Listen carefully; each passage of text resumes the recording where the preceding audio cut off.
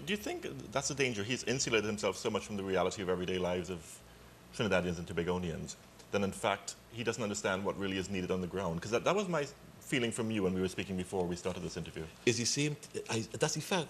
It's the same mistake Louis XVI made in France. Louis XVI and Marie Antoinette, who both lost their lives on the guillotine eventually, surrounded themselves with their courtiers, and their immediate courtiers told them what they wanted to hear.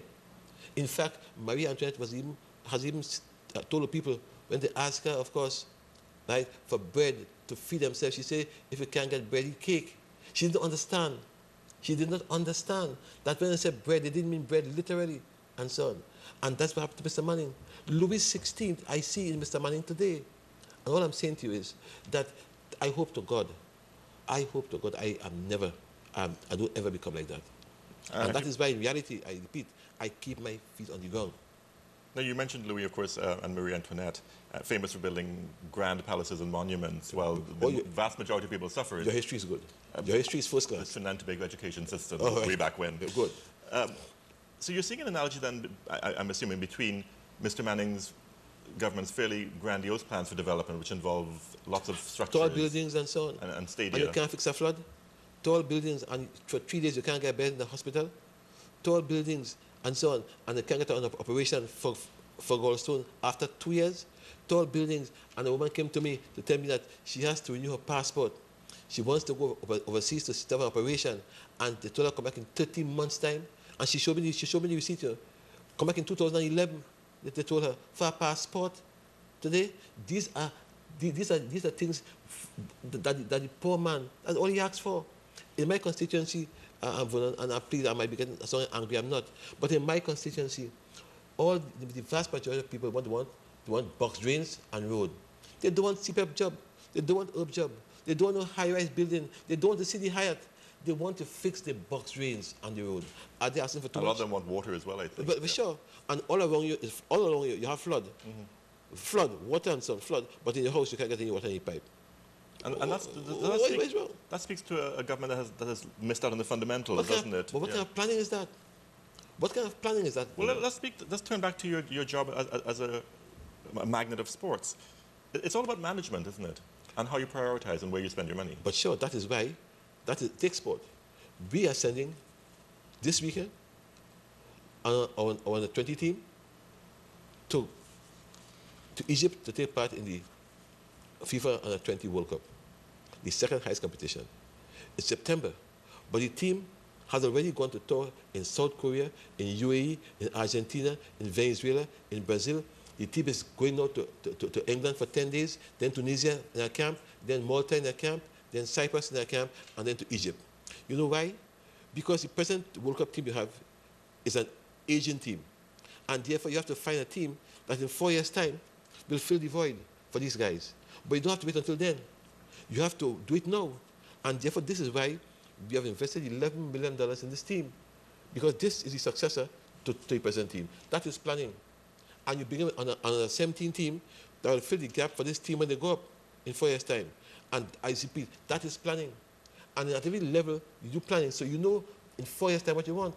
And you're looking at the fundamentals there in terms of the sport. But sure, Vernon, in this country, they can't tell you in 4 months what you want. Everything is in VAPs. Everything we do in this country is in VAPs. And because we are a country of VAPs, we pay a price for that, both in terms of cost, shoddy work, and poor planning. No, I know I'm not doing you justice with this, but in the last few minutes of the program, but I have to talk about the Shogunas and the corporation, the Shogunas Corporation. Mayor Navas. Yes? Was that a coup for you? Because some people have said, well, perhaps she isn't the most suitable candidate for the job, and perhaps in making a point, you assisted somebody who perhaps isn't serving the citizens of Shogunas best. I have heard that. And I tell the critics who say so, I say, guys, Michaela Pandey has been catapulted from London to Opuch West. When was she ready? I told the guys, I say, up to now, she reads speeches in Parliament, which her father and her uncle write for her. Is she ready? I say sometimes she even mispronounces words and so on. Is she ready? She's a lawyer. But I said to her, in 2 to 3 years' time, she should be ready. Though her father wished she was ready now, so as to inherit the party from him. right? I said, but you're ready. And therefore, give us some time. As a young woman, give us some time. And I say the same thing for Mayor Navas. As a young woman, give us some time. More and more I see in her, right, improvements almost on a daily basis.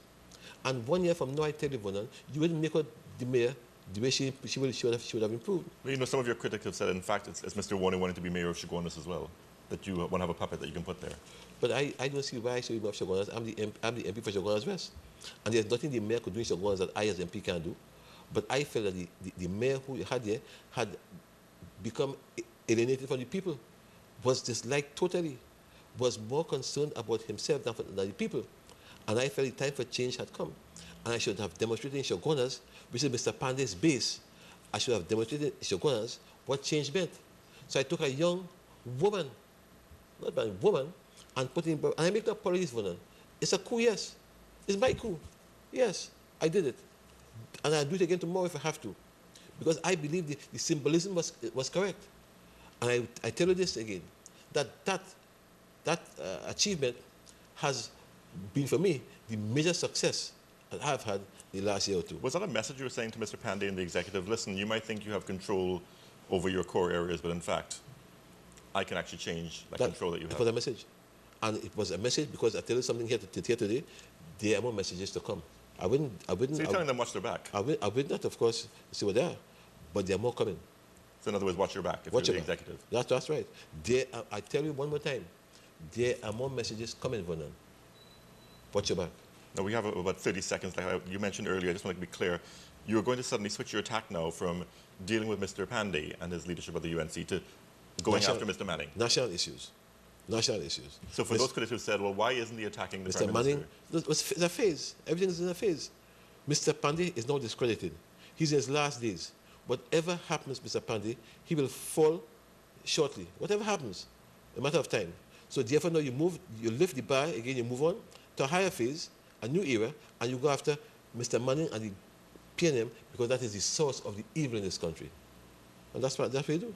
And therefore attack national issues, attack crime, attack water, attack health, attack every single thing, because I'm saying if you don't do that, all fall down. So in football terms, forget defense, go in offense. Absolutely. You used to be a footballer.